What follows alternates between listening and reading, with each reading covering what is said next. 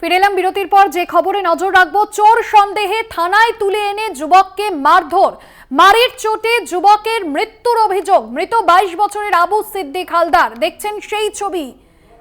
থানার সামনে রীতিমতো বিক্ষোভ। ঢোলাহাট থানার বিরুদ্ধে এমনই অভিযোগ পরিবারের।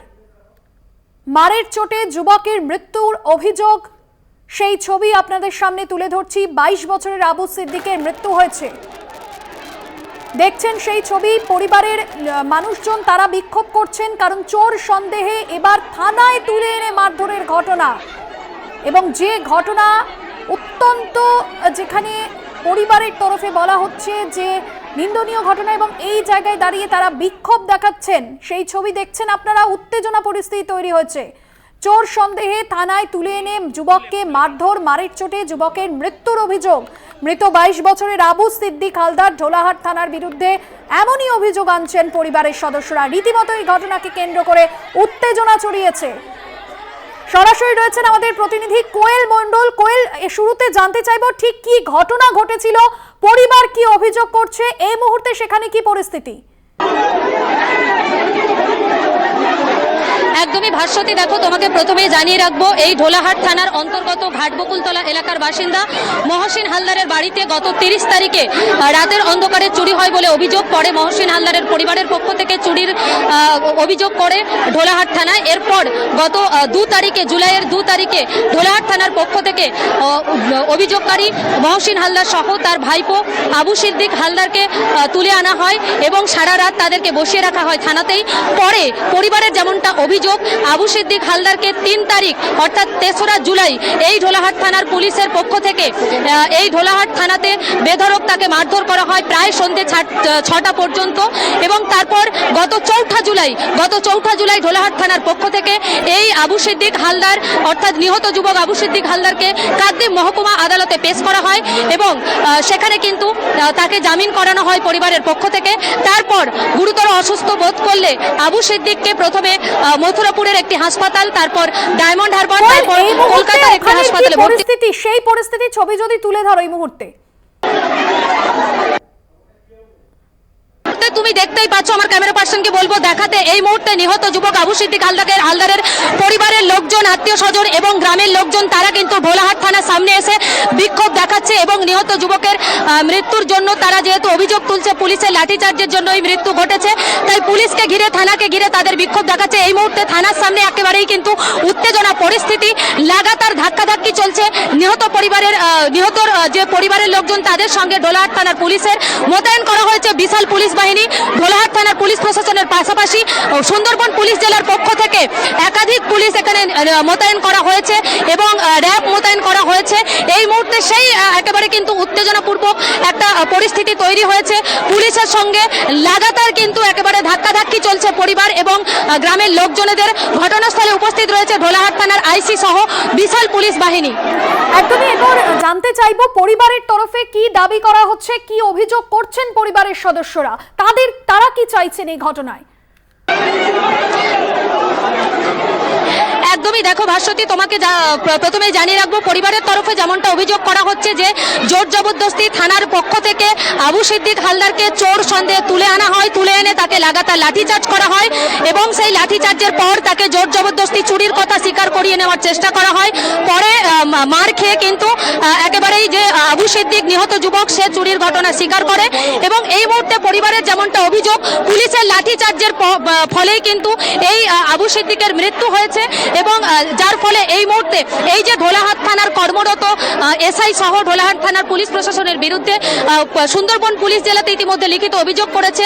যাদের লাঠিচার্জের কারণে এই তরতাজা যুবকের এইভাবে মৃত্যু ঘটলো, তাদের কঠোর থেকে কঠোরতর শাস্তির দাবি জানাচ্ছে এবং পুলিশ কর্তাদের পদত্যাগের দাবি জানাচ্ছে নিহত যুবকের পরিবারের লোকজনেরা। এখনো পর্যন্ত প্রশাসনের তরফে উচ্চ নেতৃত্বরা তারা কি বলছেন এই ঘটনায়? কারণ থানায় তুলে এনে এক যুবককে মারধর শুধুমাত্র সন্দেহের বশে। একদমই এখনো পর্যন্ত আমরা কথা বলেছিলাম সুন্দরবন পুলিশ জেলার মাননীয় পুলিশ সুপার কোটেশ্বর রাওর সঙ্গে। তিনি যেমনটা জানিয়েছেন যে মুহূর্তে এই নিহত যুবক আবু সিদ্দিক মোল্লাকে কাকদ্বীপ আদালতে পেশ করা হয় সেই মুহূর্তে তার শারীরিক অবস্থা স্থিতিশীল ছিল, মেডিকেলি কোনো রকম প্রবলেম ছিল না। যেহেতু পরিবারের পক্ষ থেকে এই মুহূর্তে অভিযোগ তারা পেয়েছেন এবং তারা তাদের দপ্তরের তরফ থেকে কিন্তু গোটা ঘটনার তদন্ত শুরু করেছে এবং বিভাগীয় দপ্তরের সেই তদন্ত তারা জারি রেখেছে পুলিশের তরফে।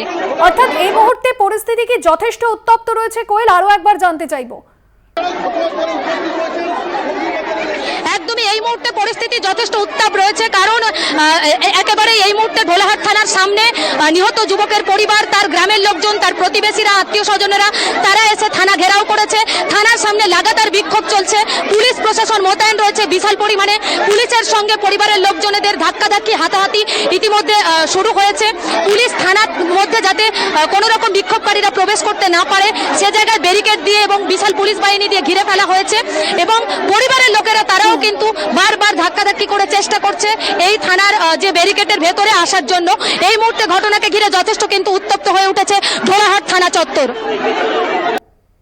একেবারেই কোয়েল, তুমি পরিস্থিতির দিকে নজর অবশ্যই রাখো এবং যে ছবি আপনাদের সামনে আমাদের প্রতিনিধি কোয়েল মণ্ডল তুলে দিলেন, দেখছেন বিক্ষোভকারীদের সঙ্গে পুলিশের বচসা চলছে এবং সেখানে কিন্তু যথেষ্ট পরিমাণে পুলিশ বাহিনী মোতায়েন করা হয়েছে এবং সুন্দরবন জেলা পুলিশের যারা উচ্চ নেতৃত্ব তারাও ঘটনাস্থলে এসেছেন, আইসি এসেছেন ঘটনাস্থলে এবং একেবারে ঢোলাহাটের যে ছবি আপনাদের সামনে তুলে ধরছি, থানা চত্বরে ব্যাপক উত্তেজনা পরিস্থিতি তৈরি হয়েছে, কারণ চোর সন্দেহের বশে থানায় তুলে এনে যুবককে মারধরের ঘটনা। আর এই ঘটনাতেই কিন্তু একেবারে ক্ষোভ প্রকাশ করছেন স্থানীয় বাসিন্দা সহ পরিবারের সদস্যরা।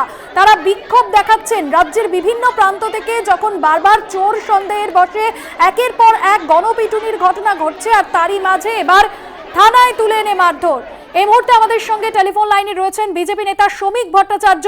শ্রমিক বাবু, চোর সন্দেহে যে ঘটনা আমরা রাজ্যে দেখছি, এবার দেখা যাচ্ছে যে থানায় তুলে এনে যুবককে মারধর আর মারের চোটে যুবকের মৃত্যু, সন্দেহের বশে শুধুমাত্র এই ধরনের ঘটনা। কি বলবেন এই ঘটনায়? এ ধরনের বলার কিছু নেই, কারণ এই ঘটনা নতুন নয়। ঠিক 2 বছর আগে দক্ষিণ কলকাতার বিজেপি পার্টির একজন কর্মীকে তুলে এনে একটা সম্পূর্ণ ভুল কারণে, ভুল ইনফরমেশনের ভিত্তিতে তাকে আটক করে রাখা হলো এবং তাকে পিটিয়ে খুন করে ফেলার পরে জানা গেল যে কারণে তার বিরুদ্ধে অভিযোগ উঠেছিল সেই কারণটা সম্পূর্ণ মিথ্যা এবং অন্য কেউ সেখানে অভিযুক্ত। আজ পর্যন্ত যে পুলিশের বিরুদ্ধে কোনো ব্যবস্থা হয়নি, তো কার্যত পশ্চিমবঙ্গের সমাজ বিরোধী পুলিশ নেতা নেত্রী সমস্ত মিলেমিশে একাকার হয়ে গেছে, একটা গভীর অসুখ হয়ে গেছে এখন সমাজের, এবং এর থেকে আমাদের মুক্তি চাই। আর মুক্তির একটাই পথ হচ্ছে তৃণমূল কংগ্রেসের বিসর্জন, তৃণমূল কংগ্রেসের বিসর্জন এবং তৃণমূল কংগ্রেসের বিসর্জন। ধন্যবাদ জানাবো আপনাকে। বিজেপি মুখপাত্র শ্রমিক ভট্টাচার্য ছিলেন আমাদের সঙ্গে ফোন লাইনে। চোর সন্দেহে থানায় তুলে এনে যুবককে মারধরের ঘটনা এবং যে ঘটনা বারবার ঘটছে রাজ্যের বিভিন্ন প্রান্তে, তবে এবার যে ছবি ধরা পড়লো থানায় তুলে এনে মারধরের মতো ঘটনার, এই ঘটনায় কিন্তু যথেষ্টই ক্ষুব্ধ পরিবারের সদস্যরা এবং গত কয়েকদিন ধরে রাজ্যের বিভিন্ন প্রান্ত থেকে গণপিটুনির ঘটনা প্রকাশ্যে এসেছে। কখনো চোর সন্দেহে মারধর, কখনো ছেলে ধরা সন্দেহে মারধর এবং কড়া হাতে পরিস্থিতি মোকাবিলার চেষ্টা করছে রাজ্য প্রশাসনের তরফেও নির্দেশিকা জারি করে বলা হয়েছে যে আইন কেউ হাতে তুলে নিলে তার বিরুদ্ধে কড়া ব্যবস্থা নেওয়া হবে। তবে থানায় তুলে এনে যে বেধড়ক মারধরের ঘটনা, সেই ঘটনায় কিন্তু ইতিমধ্যেই ক্ষোভ প্রকাশ করেছেন পরিবারের সদস্যরা। যে ছবি আমরা দেখলাম, ঢোলাহাট থানার সামনে ব্যাপক উত্তেজনা পরিস্থিতি তৈরি হয়েছে এবং বলা হচ্ছে যে পরিবারের সদস্যরা তারা যে অভিযোগ করছেন যে পুলিশের মারের জন্যই অর্থাৎ যুবকের মৃত্যু হয়েছে 22 বছরের আবু সিদ্দিক হালদারের। ঢোলাহাট থানার বিরুদ্ধে অভিযোগ দায়ের, আর এই অভিযোগের পরিপ্রেক্ষিতে ঢোলাহাট থানার চত্বরে বিক্ষোভ দেখাচ্ছেন পরিবারের সদস্যরা এবং সেখানে কিন্তু যথেষ্টই উত্তেজনা পরিস্থিতি তৈরি হয়েছে।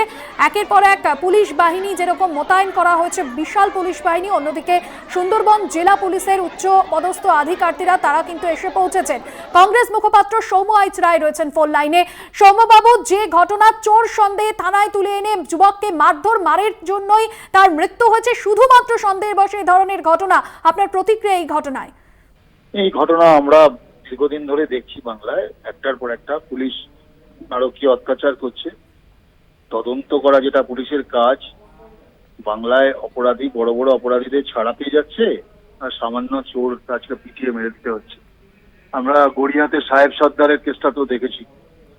আসলে পূর্ণাঙ্গ তদন্ত হওয়া দরকার, কেন এরকম করলো পুলিশরা, এবং যারা দোষী তাদেরকে সঠিক সাজা দেওয়া উচিত। আমরা মনে করি এ ধরনের ঘটনা অনভিপ্রেত, এবং থানার মধ্যে পিটিয়ে খুন, এটা সভ্য সমাজে এগুলোকে মান্যতা দেয় না। এর তদন্ত হওয়া উচিত, এবং এই তদন্ত করে দোষীদের কড়া শাস্তি দেওয়া উচিত। একদমই, অনেক ধন্যবাদ জানাবো আপনাকে। কংগ্রেস মুখপাত্র সৌম্য রায় ছিলেন আমাদের সঙ্গে ফোন লাইনে। আমরা এই খবরের আরো আপডেট আপনাদের সামনে তুলে ধরবো, তবে সময় এখন একটা বিরতির, ফিরছি বিরতির পর, সঙ্গে থাকুন।